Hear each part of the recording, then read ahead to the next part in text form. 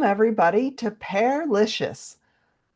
Today we're going to be presenting presentations on pear preserves and pie filling. Today's master food preservers who are giving the program are, starting with me, I'm Robin Barker, your MC. We have a question and answer moderator, Monica Benavides, and two presenters, Penny Pearson and Mary Nazara. This program is being recorded, and a link to this slide deck and a class handout with recipes will be sent to attendees who complete the post-class survey, and I will provide you a reminder of this at the end of the program. Little Zoom housekeeping. Please keep your mics muted when not speaking. During live questions, though, you may unmute and speak or raise your Zoom hand. You can find your Zoom hand when you select the React button along the bottom of your Zoom screen, and it will give you an option to raise your hand. At any time, type questions or comments in the Zoom Q&A feature. Open this from the menu bar at the bottom of your Zoom screen. You'll see a little box with a question mark, and it says Q&A underneath. If you don't see this option, click More. It has three little dots in a circle, and it will pop up a little menu, and at the top of which will be a Q&A button. During open discussion, though, just speak up or use your little raise hand feature, and somebody will call on you. Monica will call on you. Who are we? The UC MFP Online Delivery Program is a community outreach, online-based, grant-funded volunteer program within the University of California Division of Agriculture and Natural Resources. We provide up-to-date research-based information on food safety and preservation. What is our mission? Our mission is to keep Californians safe and well as they use culturally appropriate, research-based practices to safely preserve food in the home, reducing food waste, increasing food security, and providing engaging ways for Californians to explore healthy food. We've got some fine print here. I'm not going to read all of this, but just emphasize that we are all volunteers. We cannot speak for the University of California and do not endorse or oppose any specific organization, service, or product. So for example, if we show a piece of equipment, we are not endorsing that specific brand. Today we have two presentations, as I described before. Pear preserves with Mary Nazara, and apple, pear, and cranberry pie filling with Penny Pearson. So let's get started. Hit it, Mary. Thank you, Robin. Hi, everyone. Today, I'm going to show you how to make pear preserves using So Easy to Preserves recipe. You'll receive a link to the recipe and slides when you fill out a survey at the end of the class. Next slide, please. So some fun facts about pears. There are over 3,000 varieties of pears worldwide. Most common for preserves are Bartlett, Bosc, or Anjou. Pears ripen from the inside out, so if you wait until they're soft, they'll be overripe. Next slide. So why preserve pears? Well, you'll capture the seasonal flavors year-round. You can buy pears when they're in season and therefore usually cheaper. Preserve them and enjoy throughout the year. So I found the pears for this recipe on sale, and now I wish I would have bought more to make again. I'm down to 1 jar of pear preserves, and it's definitely not going to last my family the year. You also reduce food waste. Canned pears, if processed using a tested recipe, will not only be safe, but will last a year, and you don't have to worry about them going bad. You can also save money compared to store-bought spreads. Plus, you know exactly what's in them because you can them yourself. They also make great homemade gifts. The holidays are just around the corner. Some pear preserves would make a lovely gift. Next slide, please. So here's just a few types of fruit spreads. You have jelly.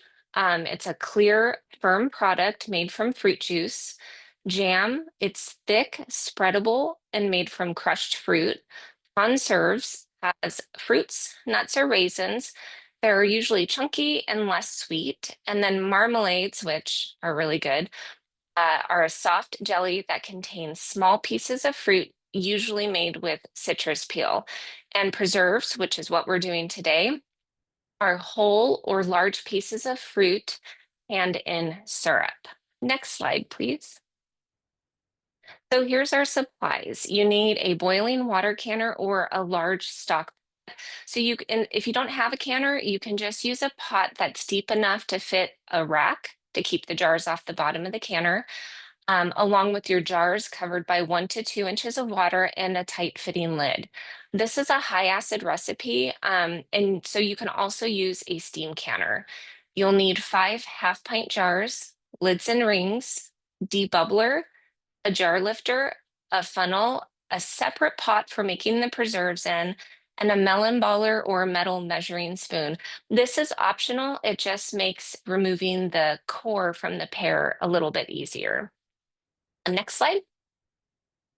So here's our ingredients. Like I said earlier, don't try to write it down. You'll get a copy of this with your handout.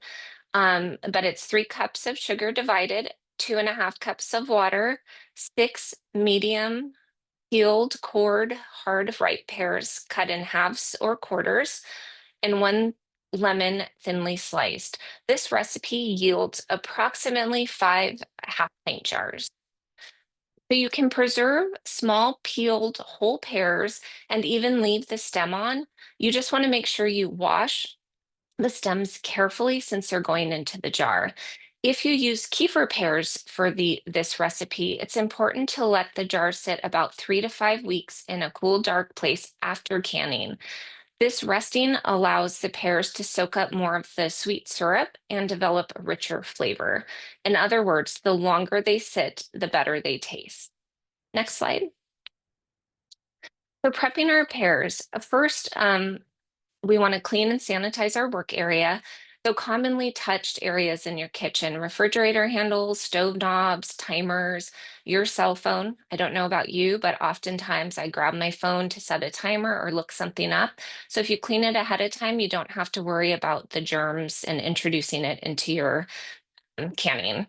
Then wash your pears and lemon under cool water, and then peel the pears, cut them lengthwise, and remove the core using that handy melon baller or metal measuring spoon. Thinly slice your lemon and set that aside. So to prevent the pears from browning, you can keep the peeled cut pears in a solution of 1 teaspoon of ascorbic acid in a gallon of cold water. I totally forgot to do this. The pears turned out fine. So it didn't affect flavor or anything like that. So to make our syrup, you're going to combine 1.5 cups of sugar with water in a pot and cook rapidly for 2 minutes. Add your pears and boil gently for 15 minutes. Next slide, please. So we're going to add the remaining 1.5 cups of sugar and the sliced lemon and stir until the sugar is dissolved. Cook until the fruit is clear, which is about 25 minutes. So here's a photo. The second one is what the fruit looks like when it was clear. Once that happens, you're going to remove the mixture from the stove and cool completely. So we don't want to put our pot directly in the refrigerator. Bacteria multiplies quickly between 40 to 140 degrees Fahrenheit. This is considered the danger zone. So food left in this danger zone for more than 2 hours can cause illness. So if we put the hot pot directly in the refrigerator, it's going to hold the preserves in that danger zone and potentially cause illness. So to speed up cooling, you can transfer the preserves to a wide, shallow pan, or you can place the container in an ice bath to cool even faster. Once they're cool, you're going to place in the refrigerator and let them rest 12 to 24 hours. Next slide, please. So sterilizing and filling jars. So when processing time is less than 10 minutes, jars must be sterilized before filling. This recipe processes for 5 minutes, so jars need to be sterilized first. If you're processing at higher elevations, you'll increase the processing time to adjust for altitude. For example, I'm at about 2,600 feet, so I added 5 minutes to my processing time for a total of 10 minutes. So sterilizing the jars wasn't necessary. So how to sterilize them? You're going to place your jars, clean, empty jars in your canner, cover with at least 1 inch of water and boil 10 minutes at sea level, so 0 to 1,000 feet. If you want to sterilize your jars at higher elevations, you add 1 minute of boiling time per 1,000 feet increase in elevation. So, if your jars were sterilized, you're going to let the canner cool back down to a simmer, about 180 degrees before filling with jars. So this is a hot pack recipe, meaning we're putting hot food into hot jars. So the correct temperatures of the jars and canner before filling it should be 180 degrees or simmer. If your jars were not sterilized, you're going to put your clean jars in your canner, cover with water, and heat them up to the 180 degrees before filling. So back to our syrup, you're going to take your fruit and syrup out of the fridge and put it on the stovetop and bring to a boiling, and then remove the jars from the canner, and you're going to use a slotted spoon to put just the pears into the jars at a 1/4 inch headspace. Then take the syrup, put it back on the stove, and cook 3 to 5 minutes or a little bit longer if it's still thin. We're trying to thicken the syrup a little bit. And then you're going to pour the hot syrup over the fruit, leaving 1/4 inch headspace. Next slide, please. So we want to debubble our jars using a non-metallic utensil. I used a chopstick. I find it's a little easier to get it between the food and the jar, and it releases any air bubbles. So then you're going to check your headspace again, and make any adjustments. So headspace is important. If you don't have enough headspace, the food can boil out and get onto the rim of the jar and cause seal failure. If you have too much headspace, not all of the air will be forced from the jar. The lid could not seal, or the food can discolor at the top of the jar. So the discoloration isn't food safety issue, it's cosmetic, but you're working so hard to make pretty jars. So just make sure you have the correct headspace so your jars look really pretty. Next, you're going to wipe the rims of the jar using water or white vinegar.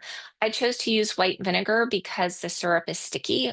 It's a sugar sticky mess if you don't. And so I just wanted to clean the rims really well. So I used vinegar. So then you're going to place a new lid on your jar and the ring fingertip tight.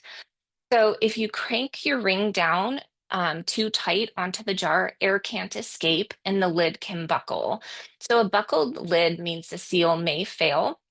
If you see it right after processing, you can refrigerate, use within 3 to 4 days, or freeze, making sure to adjust for headspace, or you can reprocess if it's within 24 hours. If you find the jar later on the shelf and you see the lid is buckled, assume it's unsafe and unfortunately you should discard the food. If you put your ring on too loose, the lid may not seal. It might not stay on. So after you get your rims cleaned and your lids and rings on, you're going to load all your jars into the canner. Next slide, please. So cover your jars with 1 to 2 inches of hot water, place the lid on the canner, and bring to a vigorous boil. Then start your timer and you're going making sure to adjust for altitude and then adjust the heat to maintain a gentle boil. So a vigorous boil can cause the jars to bump into each other or the canner and they could break. When your time is up, you're going to turn off the heat, remove the lid of your canner, and wait 5 minutes. So those jars are really hot, and we want to give them 5 minutes to just kind of settle down before we expose them to the cold air. Once that 5 minutes is up, you're going to lift your jars and place them on a towel or a cutting board. And then this is one of the hardest parts for me, at least. Let them rest undisturbed 12 to 24 hours. Don't try to check for to see if the lid's sealed. Don't mess with them. Don't tighten the rings. Just let them rest. Once that time is up, you can check them for seals, and you can do this by pressing down on the center of the lid. If you feel any movement, that means that they didn't seal, and you can either refrigerate and use within 3 to 4 days, reprocess, or freeze, making sure to remove the proper amount of headspace for freezing. For all of the jars that sealed, which hopefully is all of them, you're going to remove the rings, clean the jars, label with the date and the recipe, and store in a cool, dark place. So if you notice I'm sorry, Robin, could you go back just for a second? Thank you. If you notice these pears look a little bit pink, that's just the natural pigments found in pears. So it can change color when exposed to heat and acidity, which we definitely did in this recipe. We exposed the pears to heat and the acidity from the lemon. So when you heat pears during canning, these pigments may react with the acids in the fruit or syrup, causing a pink or rosy tint to develop. The color change doesn't mean anything is wrong. The pears are still safe to eat and they're still tasty. It's just a natural reaction. Next slide, please. So some creative uses for pear preserves. You can spread on toast, biscuits, or pancakes, spoon over yogurt or oatmeal, up with vanilla ice cream, or I did vegan vanilla ice cream, add to a cheese board, give as a beautiful holiday gift.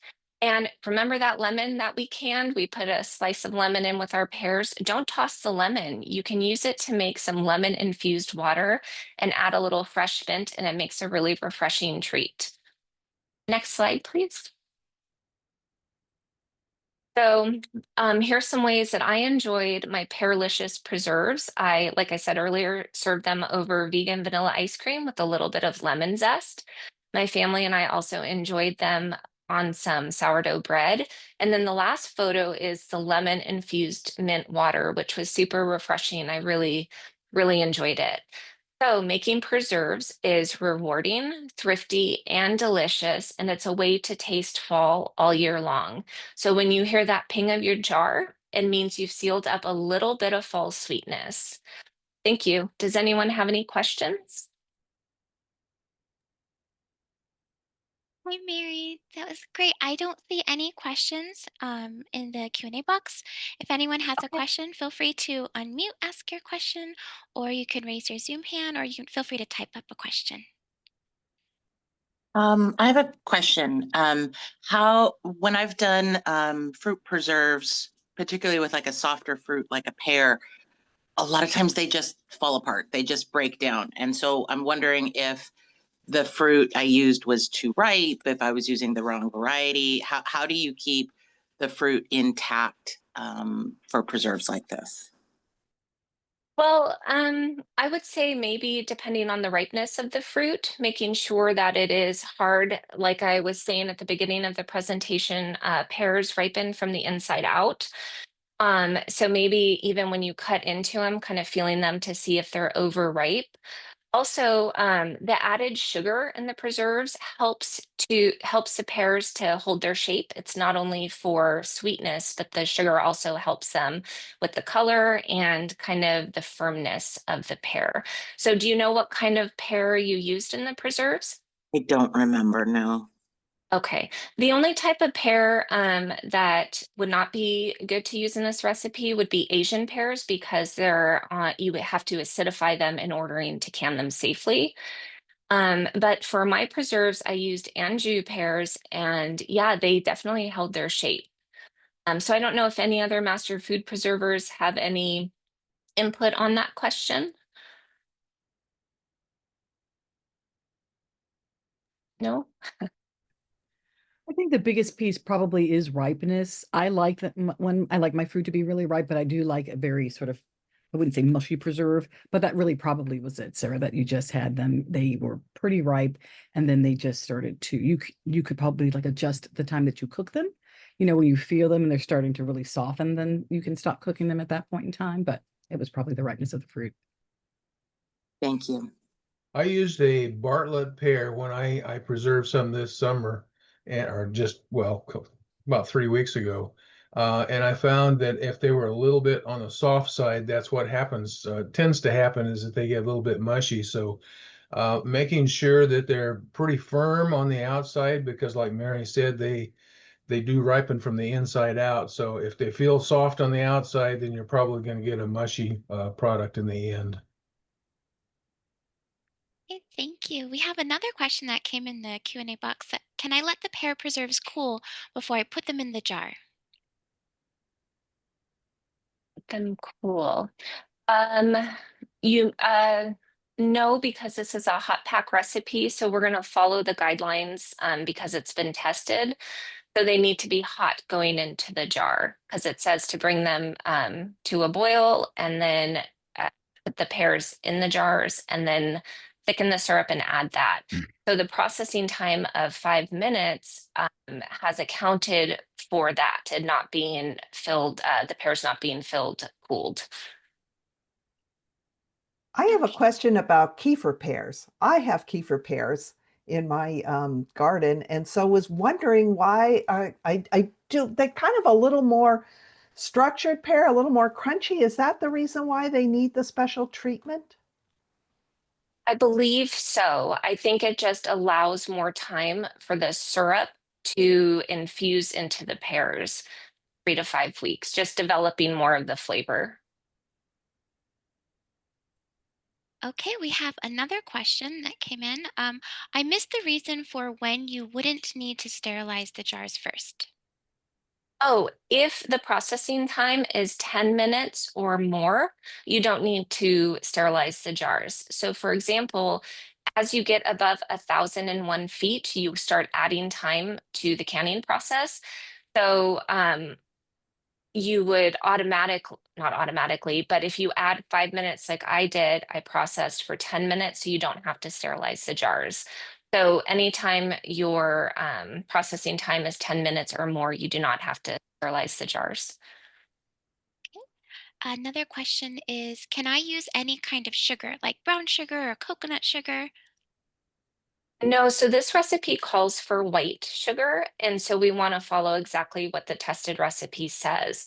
I did try to find recipes for pear preserves with less sugar, and I so far haven't had any luck. So what you could do if you want to use different sugar or less sugar, you could make the preserves and refrigerate or freeze them instead of canning them. Or you could do some research finding a tested recipe with a different type of sugar. Okay, great. And let's see. There's another question. You mentioned removing the rings once complete. Is there a reason for that? Um, yes, because sometimes what happens is the rings can kind of rest on the jar, making it difficult to remove. And also it makes it easier to tell if you've had if the lids have failed. So actually this happened to me. I had some jars stored in my pantry. My stepdad had given me some salsa and I had removed the rings. And I'm glad I did because when I went to move the other jars, I noticed that the ring or the lid just fell. So it helps you to identify if there's an issue with the lid. Also, you won't have kind of that resting from the lid on the ring on the jar. Great. And then we have one last question that came in. Is adding a little cinnamon for flavor acceptable? You know, I don't think so in this recipe. If you want to add extra spices, I would suggest finding one that has cinnamon or various spices to it. So we want to keep to the recipe for this one. I don't know if any other master food preservers have any input on that. Mary, in my experience, I have when I've wanted more spice and things, I will add it at the time of serving. So that's another possibility. Usually adding a small amount of spice to processing is not a safety issue, but some of those spices, they can change over time. So generally speaking, if the recipe doesn't call for it, don't add it, but consider adding it when you're ready to serve it. Thank you, Penny. I did Okay. have a quick question about the cooling off period in the center. That once you boil them and they are translucent, then you need to cool them down and put them in the fridge. That seems like a lot of time and work. What's that all about? That's to allow the syrup to infuse, kind of get in those pears. It also, I think, helps with the structure of the pear, so it's going to be firmer instead of just falling apart. So it adds to the flavor. Are there any more questions? Shall we start off so we can move? Thank you, Mary, for your presentation, and Monica for your excellent wrangling of those questions. So I'm going to advance the slide to apple, pear, and cranberry pie filling with Penny Pearson. Hit it, Penny. Thank you, Robin. Welcome, everybody. I did this recipe. This recipe is for apple, pear, and cranberry pie filling. And we'll talk about how we're going to get this started, but we need to talk first how we're actually going to prepare for what we're doing. So if we can go to the next slide. This is a representation of, what I was doing. I got to make sure my work area is clean. So that means getting all the crumbs off the countertop. I like to use a sanitizing solution on all the touch points that I'm going to be using, including my countertops, my refrigerator door, even my cell phone, and of course, hands and countertops, etc. You need to wash your fruit. You don't have to use soap and water or any kind of like fancy produce wash stuff. Just water, clear, clean water. And you want to make sure that you are cleaning around the blossom end and the stem end, just so you don't want to transfer any of those potential dirt harboring areas into your fruit as we process them. We need to gather up our utensils. And just as Mary said, of course, we're going to need a canning kettle or an atmospheric steam canner. That works for this recipe as well. You're going to make sure that you have all of the necessary jars, lids, and rings. And then I also use a jar lifter. That's the yellow thing that's sitting in this photograph here to help me handle these hot jars as I'm moving them into and out of my canning kettle. And then, some type of funnel that just, I don't know about you, but sometimes I just can't get that product into a jar without making a mess. So that really helps to keep those lids, that rim of your jar very clean. And then the little blue thing that you see in that picture is something that helps me measure my headspace, and I also use it as a debubbler. Mary mentioned before that she uses a chopstick. It's basically anything that you can slide into that jar that's non-metallic to help you get the air out between your product in your jar. So once we have done that, we then gather all the ingredients. And in this particular case, that photograph is representing all of the ingredients from this recipe. The recipe comes from the new Ball canning book, and it's on page 131. And you need to make sure that it's the new one. Check the copyright for 2023, because there's some older versions that the page number won't jive. So let's go to the next slide, please. These are the ingredients. And as we mentioned before, you will be receiving this in a handout. So please don't worry about trying to memorize this or write it all down. Our ingredients are very basic. We need water. We need some lemon juice. Again, we're using this to prevent browning, oxidation on our fruit. You need those apples and pears. We're using cranberries. I used frozen ones that I let thaw in this recipe. And then I'm using sugar and some spices. So from there, our process is pretty straightforward. So let's go to the next slide and we'll talk about what we do next. And I'm going to take a quart of that water and I'm going to add a quarter cup of the lemon juice that was required. Again, this is to acidify that water and to keep those apples and pears from turning brown. I'm going to peel my apples, peel my pears, and I'm going to slice them thinly. And as Mary mentioned in her recipe for the pears, that melon baller is terrific for taking out that center core in the pear, and then where the kind of woody area that goes up to the stem of the pear that can easily just be pulled out, and then you can slice your pears very easily. You want to add those sliced items to the water. You're going to let them, swim around in there while you're preparing the rest of your fruit. And then once it's all sliced up, you're going to drain it. You do not have to rinse it, but you're going to drain it. Now, the next step is very nice. We're going to go to the next slide, and you'll see that I have a nice big pot. I use one of those kind of Dutch oven, Le Creuset things that are the enameled ironware. You just need a big pot.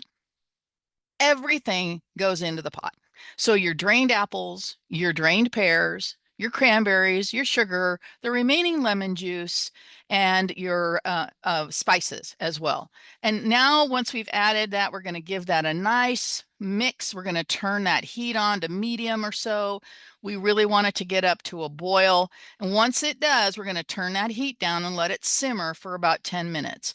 We're doing a couple of things here. We're heating, of course, all of that fruit up, but that releases a lot of the natural juices that are in the fruit and excess air. So it's going to reduce down a little bit. And as we cook it, we're going to allow those juices to mingle together. That spices are going to really keep things nice and tasty. So while this is cooking and simmering and doing a little bubble on your stove, you're going to be getting your canning kettle ready. Now, I was using a large canning kettle, the big ones that you have to add the water to. You can also use an atmospheric steam canner. This is a hot pack recipe. So we're going to take this hot fruit once we're done with our simmering time of 10 minutes, and we're going to add it to a hot jar. So you want to put your jars into that canner and bring that water up to a simmer. This keeps our jars nice and hot so it doesn't have a shock effect of putting hot materials into a cold jar. We want to keep those temperatures as high as we can in order to ensure that safety of that food. Now, in this particular recipe, when you look at this photo, the yield on this recipe says about 3 quarts. I have to tell you, I did this recipe twice. I was not as meticulous the first time around, and I used the weight of the fruit, and I did not get 3 quarts, nowhere near 3 quarts. I got 2 quarts and a third. Okay. Now, the next time I made this, I was very meticulous. When I sliced my fruit, when I measured my fruit, I did a little what I called a shakedown. You try to get that fruit to settle in on that measuring cup. And I still did not get a full 3 quarts. I did get closer to just over 3.5 quarts. So just be aware of that in this particular recipe. I have not done any research that says that one particular apple over another shrinks more or less. The same thing with the pears. I used Bartlett pears for this recipe, and I used both Granny Smith apples and another one, Honeycrisp was the other one. So there was a mix of a green apple and a red apple. And it tastes lovely, but the yield was not what I was hoping for. So I have now simmered all of my fruit on the stove. I have my jars getting ready to go into the canner. If we go to the next slide, one of the things you need to make sure you do is to check your jars. If you are like me, I have jars that I have reused over the course of the past decade. So I want to make sure that that rim, that very top of the rim where that flat lid sits on that rim, is very smooth. No nicks, no cracks, because that can compromise the sealing capability on that jar. Secondly, I end up looking at the bottom of the jar. I have granite countertops, and more than once I've misjudged and I've whacked a jar against that countertop. Doesn't necessarily break the jar, but I've had one instance where I did have a hairline crack on the bottom part of that jar. And when I put it full of product in my canner, that whole bottom just popped off, and I just had a royal mess in my canning kettle. So really be careful of checking those the rims of the jars, and just look at them, especially if you've used them several times or they've been gifted to you, or you found them and at secondhand or Facebook Marketplace or something like that. You just want to make sure that they're really in good shape. Now, if they are nicked or cracked, it nicked for me, they all of a sudden turn into some kind of dry storage. I put macaroni in them or buttons or sewing stuff or something like that because it's still a good thing. You just can't use it for canning in the same thing. So our jars are in the pot. We're going to fill that up and bring that temperature up to a nice simmer. Again, we want a hot jar because we have a hot product, okay? And the picture here is of my type of canning kettle that I use, but if you have an atmospheric steam canner, you can use those as well. The trick with an atmospheric steam canner is it does have a limitation on how long that you have to process food in an atmospheric steam canner. Because of the limitation of how much water that steam canner can hold, you cannot process anything for more than 45 minutes. This particular recipe only takes 30 minutes, so you could use an atmospheric steam canner in the quart jars to process this pie filling. So now we've got our jars all heated up. We're going to go to the next slide and we're going to start filling those jars. I like to fill my jars as Mary recommended that what she did, you use a slotted spoon first to get all of the juicy bits in terms of your apples, your pears, your cranberries into the jar. Okay. And you're going to, I just kind of eyeballed it for, 4/5 of the way up. So I had an even amount of product in each jar. And then I took the juices out of the pot and I filled the rest of the jar. Now from there, I need to debubble. And I'm using the blue stick there to slide it down inside of my product because when you release the air bubbles that have been trapped in there when you filled your jars, your level of your product will drop. And we have to maintain a certain amount of headspace. And in this case, it was a 1/2 inch. And once I did my little debubbling, I had another 1/2 inch that I could add more product. In this case, I added more of the syrup out of the hot pot. Once I've got it filled, I can then check that headspace. I'm going to clean the rims off first. Again, I try to use a funnel to be neat, but oftentimes things can get sloppy or moving the funnel from one jar to the other. You can get dribbles and drips on your jars. So you want to make sure you clean it off. Now, Mary used vinegar with hers. You can use that. Fine. It works perfectly well. I just happened to dip my little paper towel in the hot water from the canner, and then I cleaned my rims as shown in this picture here. And I, being messy like I am, I will make sure and actually go around the ring part as well, just in case something dribbled down the side. So it's not just the top flat part of that jar, but even where you're going to use the threads to screw on those lids. So let's go to the next slide, or rings. The next slide, please. This image shows how I'm checking that headspace. Again, I want to make sure that I have 1/2 inch as recommended in that recipe. And then I'm going to put those rings on finger tight. Again, we don't want to reef this down because we have to give enough space for this product. It's going to get hot again. It's going to expand a little bit. It's going to push the air out of the top of that jar. We want to make sure that it has enough space to do that because when we stop the process and it starts cooling, that's when it's going to pull that lid down and seal it and make sure that it's safe to use over the course of the next year. Once I have that ring tightened down, not tight, but finger tight, I'm going to use those jar lifters because remember, this is a hot jar now. We put in hot product in a hot jar, and now we're going to put it over there into that canner, and we're going to then turn up the heat a bit. So we can go to the next slide, please.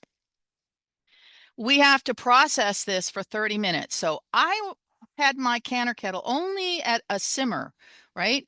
I need to get that 1 to 2 inches of water over the top of my jars. And usually with displacement, by putting jars into the canner, it will bring that water level up. If for some reason it doesn't, you have to have a kettle going with boiling water in it. Don't put cold water into a hot canning kettle. You want hot water going into a hot canner kettle. You don't want to be messing around with those temperatures. Just to make sure, you want to get the 2 inches, 1 to 2 inches of water over the top of your jar. Now, since this was only giving me, 2 to 2.5 quarts, I put in water-filled quart jars with old lids because you can't reuse your lids, but this was a way to displace water in my canner, and I could get that 2 inches without having to put, another 2 gallons of water into that canning kettle. I just displaced it with a jar of water. And it really does help especially if you don't have a full load going into your canning kettle. So it processes for 30 minutes. And just as before, you're not going to let that roll at a big old bubbly hard boil. Once you hit the boil, you're going to bring that heat down and give it a nice, I love the way our instructor said, we're going to get it a smooth jazz bubble. It's just going to be kind of doing its thing in there. It's keeping a nice hot temperature for that full 30 minutes. When you hit the 30-minute mark, you're going to turn the heat off and you're going to take the lid off and you're just going to let things settle down. And at least 5 minutes is enough. It just lets things settle out. And then you can take those jars out and you're going to put them either on some type of rack system or a towel on your countertop or a cutting board, something. I in particular have to be very careful because, as I said, I have granite countertops that can be very cold. And you do not want to be putting a 200+ degree jar on a cold surface. So have a towel laid down or something like that. Don't do anything else. Don't tighten the lids. Don't poke around on the lids. Don't try to wipe off any water that's on top of the lids. Leave it alone. Let those puppies cool for that 12 to 24 hours. And then that next day, you can look at the seals. And as Mary said before, with our seals and canning, there's a divot in that flat lid. And when it's sealed, it won't move. If it's not sealed, it'll kind of click. And one of our favorite sounds when we're canning is we hear this bing, bing, when our lids actually pull that divot down enough to make a noise. And we know, oh, we got a seal. However, that doesn't mean it's perfect. You still need to check your jars. So take those rings off. You can hold your jar by that lid, put your hand underneath it in case it fails, and just lift it up a half an inch or so. And if it's sucked tight onto the top of that jar, you have a good seal. Make sure that you clean things off really well. Again, because sometimes things vent, you might get a little stickiness on your jar.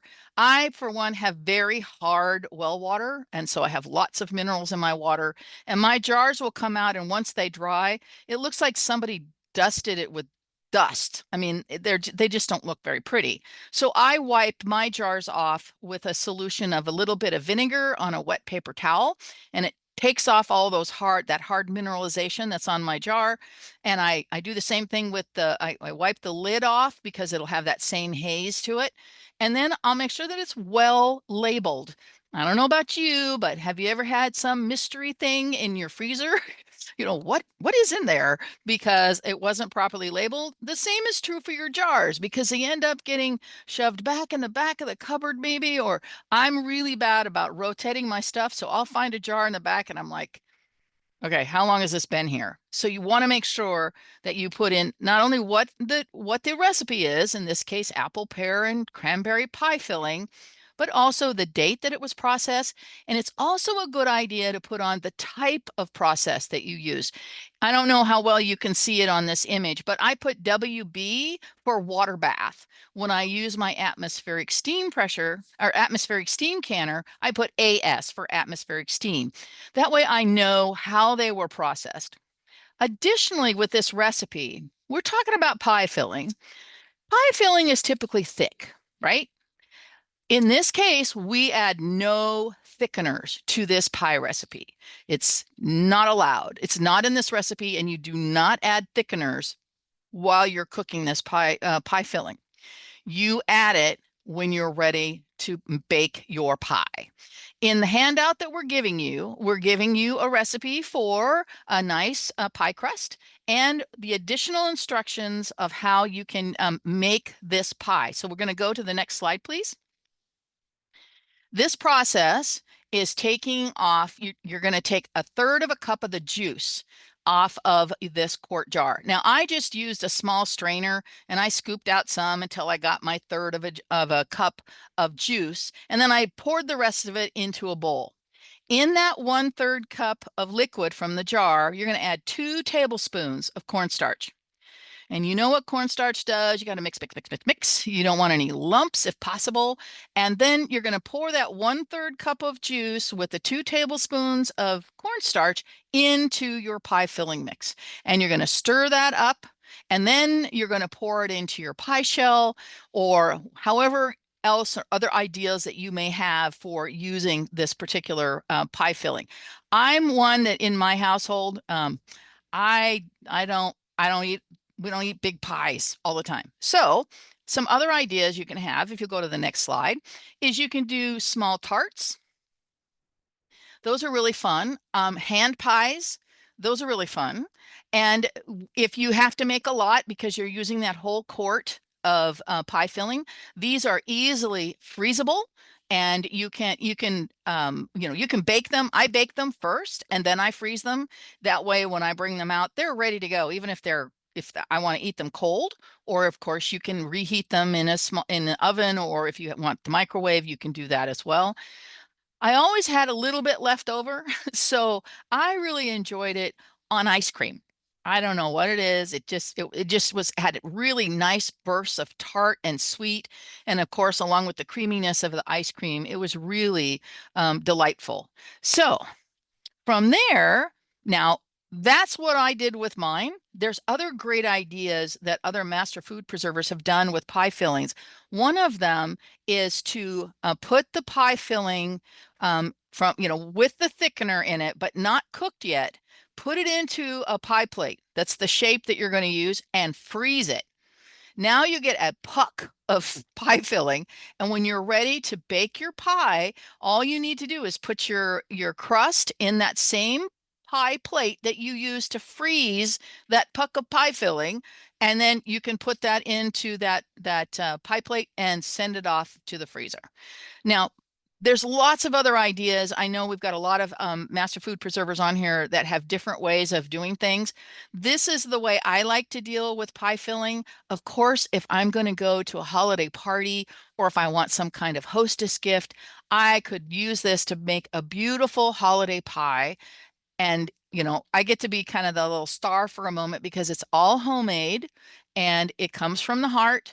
And again, it's like Mary said before, we've saved a small portion of that festive holiday spirit in the form of this apple, pear, and cranberry pie filling. So from there, I'll take any questions that you may have. And I would invite my colleague Mary to join me in case there's other questions about her recipe as well. And again, you can raise your Zoom hand or simply come off microphone and we'll do our best to ask any questions. We got any questions, Monica? Not yet. Let's see. This is where we play the Jeopardy music, right? I have a quick question if I could jump in. Sure. You were talking about adjusting the heat once it started boiling because you want that smooth jazz. What if you make a mistake and instead you go into silence for a bit and stop boiling? What happens then? Yeah, that's not a fun one. This is something that's especially true with pressure canning because you really want to keep that heat consistent.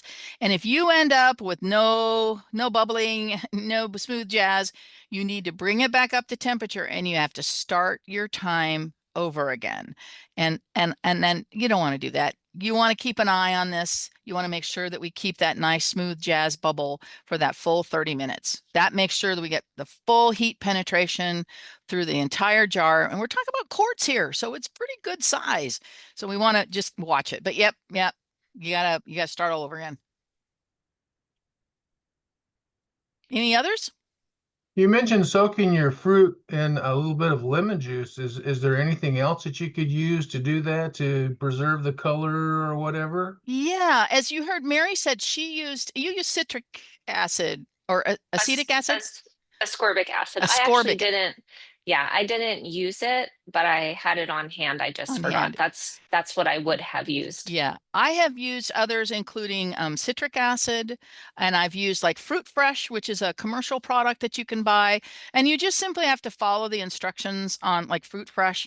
I happened to buy a big old bag of citric acid, and I just looked it up in the bulk canning book of what percentages I need in order to ensure that nice um, anti-brownie effect of that. So lemon juice is kind of the go-to because it's very easily accessible. You don't have to worry about, okay, how much do I need? Unless you're using a commercial product like Fruit Fresh or I'm sure there's others out there that are designed specifically for that to prevent that browning.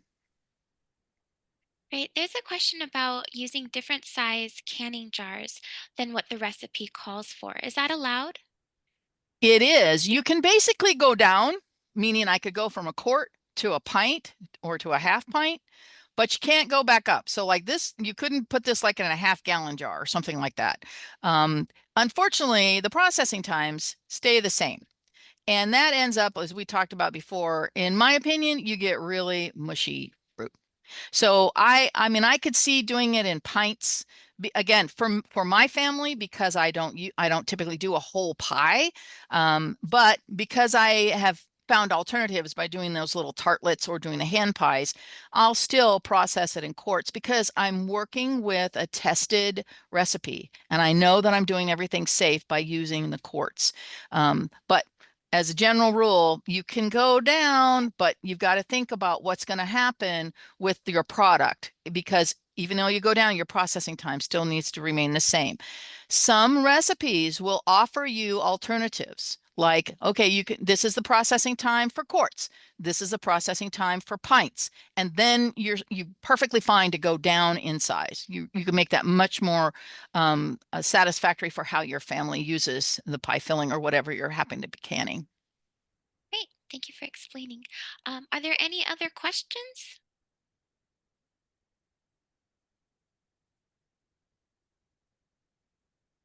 Yep, we need music. I think you did a great job explaining. Mary, does the same thing hold true with your recipe? Because you did yours in pints. Could you go up to quarts with that recipe? Actually, I did them in half pints, and A no, you half can't pint. go up. Yeah, for the same reason Penny said. You could go down to the little, I think it's the 4 ounce. yeah, the 4 ounce jars, but like she said, the product may not, the quality of the product may not be as good because the recipe was tested using half pint jars. So you wouldn't want to go up in size. Great. Thank you. Holidays are coming, gang. So use these as great ways to celebrate. So I guess we turn it back over to Robin. Okie doke.